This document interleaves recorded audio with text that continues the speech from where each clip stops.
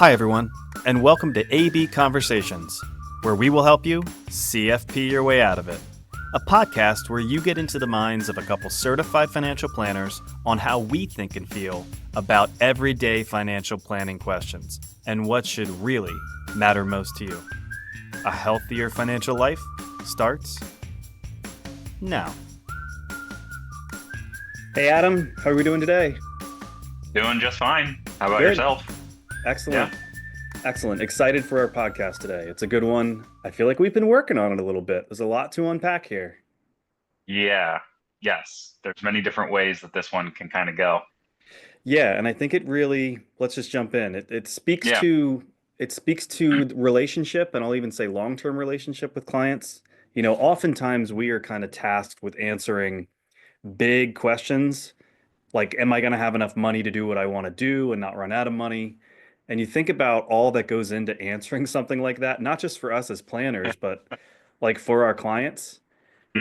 The longer we're trying to project out, the harder it gets to feel confident in like direction and Yeah. outcomes and things of that nature. So, gosh, Yeah. let's just unpack it. Like, let's talk about what makes answering that question so hard. And clearly, we should spend some time talking about how we believe we can help make planning easier.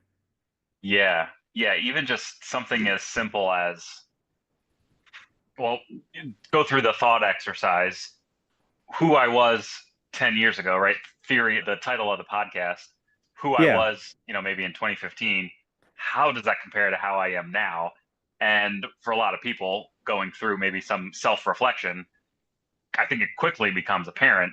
That's why planning is so darn difficult, is because we're working with so many different assumptions, Yeah. personally and otherwise.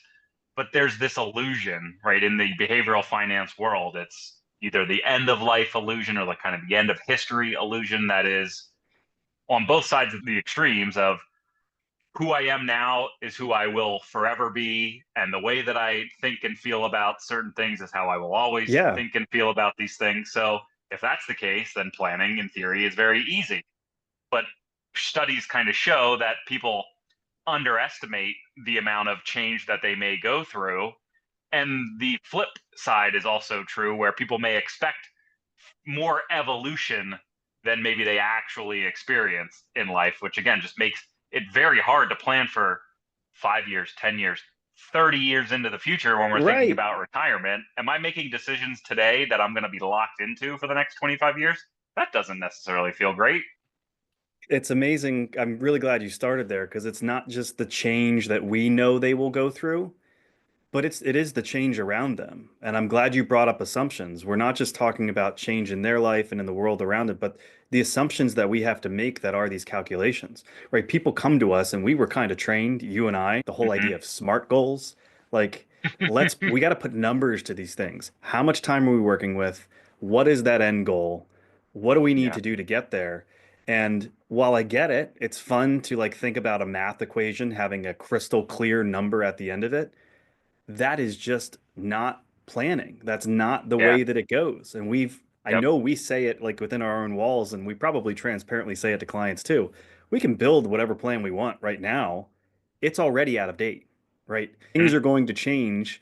And when we think about, I'm going to give one quick example and then I'll turn it back to you. At some point, there was just this story of, unfortunately, a plane crash. But you've got, let's say, a plane leaving San Francisco, and it's destined to, or hopefully destined to land in Washington, D.C. And Mm-hmm. if they were just 1 degree, we're talking about Oh, 1 degree turned the wrong direction, they're going to end up 50, 60, 70 miles off course. Right. So I just think that's a great way to maybe start the podcast on. We're making all these assumptions in your life with data in the world around us. But the reality is, any bit of course change could really take us far off the map, or consequently, like how are we supposed to help? Course correction to the right may put us in a much, much better position than we anticipated. yeah. And so that's all great points. I had just had a conversation with a client a couple of days ago that funny that we were talking about this as a topic of the podcast and just had this conversation.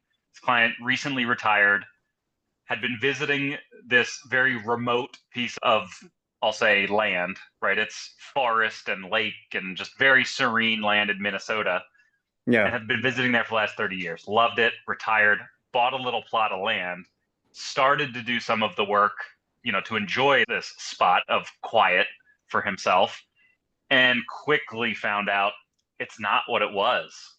It's not the Mm. experience that I had, maybe in the past. Yeah. The environment has changed. It just wasn't exactly what he was kind of envisioning. And he was going through the process of trying to determine, well, now what am I going to do with this property? Am I going to figure out how to make it fit? Right. Or am I going to abandon this project now that for the longest time, it just felt like this is what I'm going to do. And now once you get there, maybe not. And that's why, planning can become so difficult because there can be things that just seem, I can't envision a world where Right. I'm not doing this thing and let's plan as if I'm going to continue doing it forever. And then we all know stuff changes and Yeah. can happen rapidly. Where will I live? What will Yeah. that cost? Like, who will I be surrounded by? Where are my Yeah. children, my grandchildren going to be? How am I going to get from A to B all the way down to Yeah. what is my health going to look like? What am I going to be even capable of doing? So, Yeah. yeah, so much goes into this. I'd love to just make a little pivot into like, let's talk about some of those data assumptions. Mm-hmm. Let's really Mm-hmm. prove the point that we're dealing with assumptions, and the way to maybe work through this is to make sure we're not just building plans, but we're reviewing them frequently. Like, so let's Mm-hmm. just live there for a second, but then let's just Yeah. maybe talk about how we approach planning to just try to make long-term planning better. Yeah. So even just all of the things you just kind of rattled off. Where will I live? What kind of car am I going to drive, or where am I, or maybe it's not even a car, right? Depending where I'm living, is public transportation a thing? How am I going to pay? Like, what does that cost? My health, that's an unexpected or maybe a variable expense. And I think that leads me to one of the biggest assumptions when it comes to long term planning is how much am I going to spend? Oh Because that yeah. just dominoes into everything else. So even just some of those variables potentially having very wide ranges of expense and spending need will have that domino effect of, okay, well, if my expenses are 100,000, then maybe what I need to have saved and set aside is very different than if I need to spend $200,000. Then that whole math equation greatly shifts, and then maybe the timeline to get to said goals can greatly shift. Right, because we're also making assumptions on what is my savings going to bring back to me, right? And Yeah. we've certainly experienced with many different people. It's not just, hey, we're seeking this type of return, but we have to find a way to stay invested, right? To not set ourselves back when things get super hard and difficult and emotional. And we know Mhm. that the timing also of those returns like can change outcomes. The sequence of returns matters, and not that Yeah. you can control whether the market's up or down in the year that you retire, but there's a Mhm. lot of planning things we need to do where if we made a long-term plan 10 years ago that said I'm going to work for 15 years, but now, hey, life got in the way, I got to retire sooner. There's a lot of planning that does need to go into making sure that portfolio is ready to produce income a little earlier than later. So, yeah, lots of different assumptions just on the math side.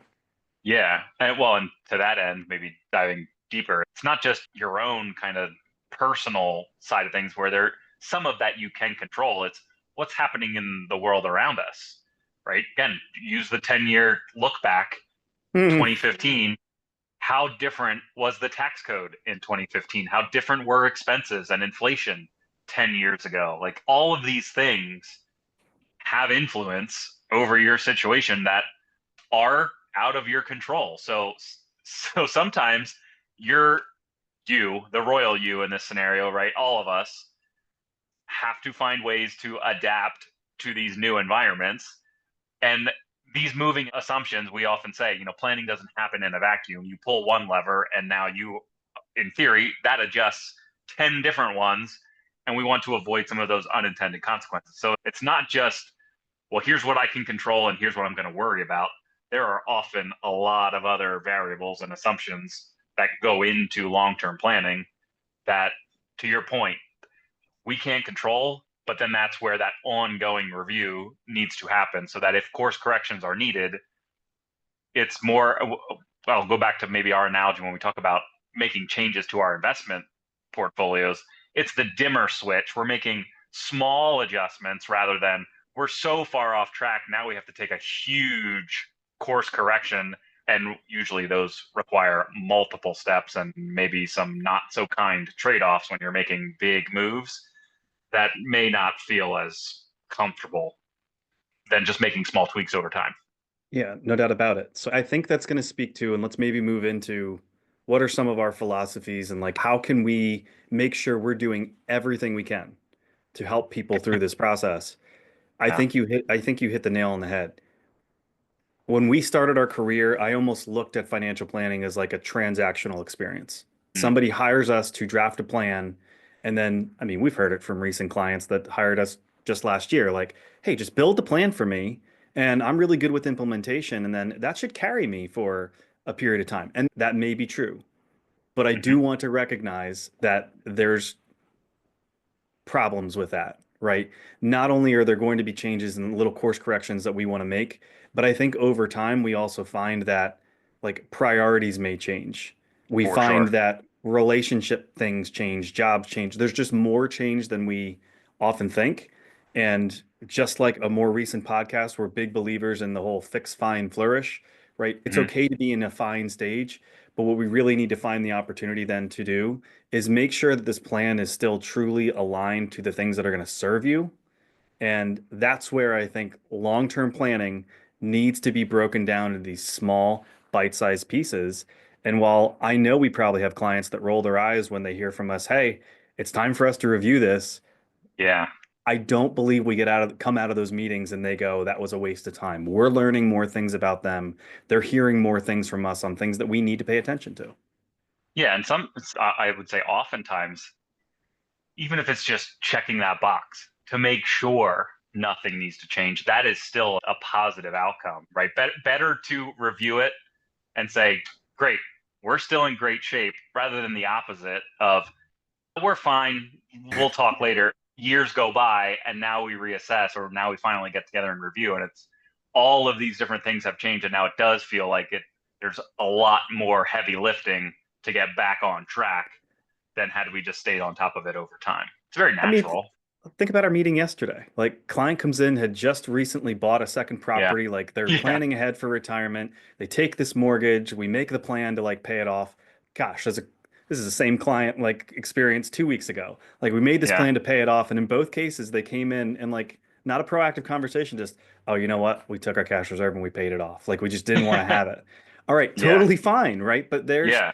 if we didn't have that meeting, we didn't know that, and now we weren't able to talk about that's great, but now let's course correct over here. Like now, where are we paying attention to make sure we're Yeah. backfilling that? Great example. Yeah. It just speaks to, I don't want to say the danger, but the difficulty when we want people to have goals, right? We need something that we're aiming for, but sometimes the hurdle becomes if it is a hyper specific goal of, I want to live in this region and here's what I'm going to do and here's what I'm going to spend. We know that people change and we've talked to clients that have had very grand kind of retirement plans and then when they get there and maybe it's just a matter of Yeah. time, right? And I'm now a different person and I'm different part of life and health is different, whatever those different variables are, just it's not the same. And that's something just as simple as where I'm saving leading up to retirement. Just having, I'll say, just having maybe rigid ways of thinking is where I think people can back themselves into a corner and just remove some of that potential future flexibility. I believe the whole idea behind saving into a 401k or a 403 or any pre-tax retirement plan is I'm going to be in a lower tax bracket in the future. Yeah. So why would I not put all of my money, defer all the taxes while I'm working and earning, and pay lower taxes in the future? And as long as that's the case, great. But what if that didn't work out exactly as, we Or your envision? Because RMD is again, huge. because again, there are other aspects of planning that you can't control, right? The tax laws are one of them. So yeah, just even something as simple as making a just a concentrated bet in any, scenario, Yeah, right? yeah. Even just thinking about where I'm saving, that's where I think that gray area in the middle, we live there. But I think for a lot of people, it becomes difficult to envision a scenario where I'm not banking on things going perfectly smoothly, but I'm also not banking on everything kind of going terrible. But what if it was just somewhere in the middle, which I think is where 90 some percent of planning really occurs, is let's just Yeah. build in some contingencies. Some If this doesn't flexibility. work out, yeah, well, right, yeah, flexibility. People are going to hear that a lot in this podcast. Just giving yourself options to make decisions that it doesn't necessarily mean that there's a perfect decision and there's an awful decision, and it's a binary choice. You're either going to be right or you're going to be horribly wrong. Often, hopefully, through good foundational planning, it's going to be somewhere in the middle. You're going to hopefully have many good choices. It may not be the best and it may not be the worst, but having a handful of good outcomes Yeah. hopefully gives people the flexibility to decide where they prioritize, what trade-offs are they willing to accept. And again, hopefully as long as those outcomes are still good, that's Yeah. that's what we're aiming for. God, there's so much to unpack there. Great job. Now I have to remember all the points you made. Flexibility. It is a Yeah. principle we believe in. And here's why. I'm going to go back to the human element of this. I know that we have certain people that we've tried to work with. I'm going to say it kindly, coach out of feeling like there needs to be this perfect decision every time. Like I have to Yeah. maximize everything. And there's just so much danger in that because, again, that's where you're truly banking on your assumptions being right to go, this is going to maximize my outcome in the future. Part of Yeah. the conversations that we want to have is just to understand truly what you prioritize. Like, how is this money supposed to serve you so that when there are just these maybe off the wall occurrences, like we did not build a plan where somebody was going to buy an RV during COVID because what do Right. they value? Experiences and spending time with family. And that was the only way to do it during that time, right? Somebody may have gone, well, this wasn't a part of my plan. Like, I can't just drop that money on this. But you get Yeah. into a conversation on, well, but how is this supposed to serve you? To your point, flexibility, because there was some non-retirement savings, now they were able to repurpose some dollars that really did serve them within the plan. So I do love the fact that you're pointing out flexibility is a big part of our key to long-term planning, but so is just align your money to purpose, right? It does not have to be earmarked for this specific thing with this specific amount at this specific time because we all Yeah. know it's just probably not going to go that way. Build the good habits, right? Build the habit that's The, going to leave you to have that option, that's going to give you that choice. You use that word too. I love it. Get it so that you have these abundance of choices when it does come time to like at a pivot point make a big decision. But that's key. Be flexible. Have to be flexible, not only in your mind, but maybe with where you're saving and where you're able to pull money. yeah, and that's where maybe the term it's okay to feel like you're winning by not losing, Yeah. right? There again, it's maybe knowing what to avoid and not necessarily needing all of the answers before you start your planning process. Yeah. So maybe just kind of wrapping this all up, when you and I were kind of talking about, well, what does this really mean for what we need to do? And I think we hit on some of the points of flexibility and, making sure we're aligning money to purpose. Some of this does just come back to fundamentals. If you are able to be proactive in certain ways with the areas of financial planning that we need to cover, then you are putting yourself in a better spot. And I'll, you know, chime in here as you will. I think in the life cycle of how we've met most of our clients, there usually is this fix. We need to put Hmm. out a fire. We're focused on something. And it's not that we don't check the boxes on all the other things that are important within a financial plan. But I do think once that fix is made, maybe it does draw the attention away from some of those fundamental things that we maybe should go back and check. Because if those are covered, then in the future, again, we're just giving ourselves more flexibility and choice that one of those things doesn't become a problem. Yeah, yeah. So even just I'll say diversification and thinking of, we talk about diversification. I think people understand diversification as an investment idea, right? A way to kind of Hmm. spread out your exposure to risk. I'm not going to put all my eggs in one basket. And I think that applies here when it comes to the planning side. We we don't necessarily call it diversification from a planning perspective. We say flexibility, but I think the idea is the same, right? You're not putting all of your eggs in one basket. This is my one planning strategy that I'm going to cling Yeah. to. Come hell or high water, this is the plan. It's having maybe several different strategies, going back to my comment earlier of it's okay, hopefully an okay outcome is to have several different okay outcome decisions in front of you so that you're not facing or you're not painting yourself into a corner where it feels like I don't have any options. This is my only path now forward, and it doesn't feel good. I'm not happy with the trade offs that come along with that. So, even just something as just viewing it through that lens of Yeah. diversification when it comes to planning, I don't know if maybe that's clear as mud, but that's just the way that I kind of try to think about it. Even going back to something you said earlier, we want certainly we want clients to have the good habits, and habits over goals is a good starting point. And Yeah. that's not to say people should not have goals. We absolutely, it helps to have something to aim for. I think it's just more of the permission to not, you know, this is my goal and not tie yourself to it forever, knowing that things will change around us. And we know that our own lives and our own feelings will adapt over time too. Yeah. 100%. If we tie ourselves to a goal, we either win or lose. And that Yeah. doesn't always feel great. If we tie ourselves Yeah. to the habit, we can celebrate progress. We can celebrate little wins. We can take these in bite-sized pieces. We start to identify with just being a healthy financial person. And that's maybe Yeah. the way that we want to approach this conversation, right? Long-term planning's hard.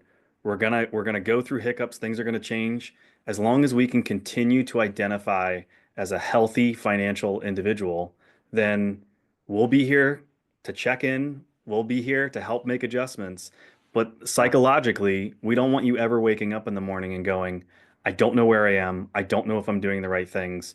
Oh my gosh, life is changing. I have to start all over with the plan. No, long-term Yeah. planning's hard. These things will happen. But hopefully the value in the relationship comes from conversation and flexibility. Yeah. So maybe to put a button on this, going back, I don't know if it was 2 or 3 podcasts from this one, my job sucks or my Yeah. work is not fun. Can I afford to do something different? Just your point on building the right habits, right? Some of those examples of clients that we've worked with that have gone through that planning idea behind, I don't love what I'm doing. Can I afford to do something else? I'm not fully retiring, but I just have to get out of this job.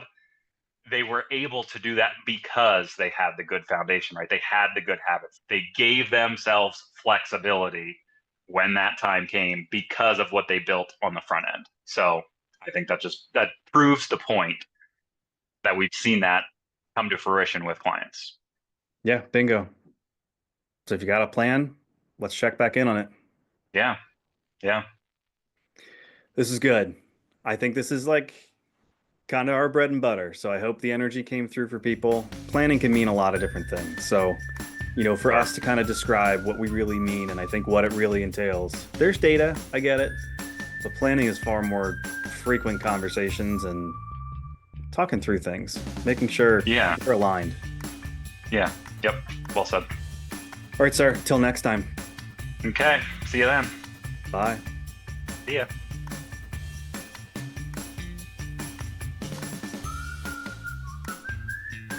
Hey everyone, Adam and I really appreciate you tuning in. Please note that the opinions we voiced in the show are for general information only and are not intended to provide specific recommendations for any individual. To determine which strategies or investments may be most appropriate for you, consult with your attorney, your accountant, and financial advisor or tax advisor prior to making any decisions or investing. Thanks for listening.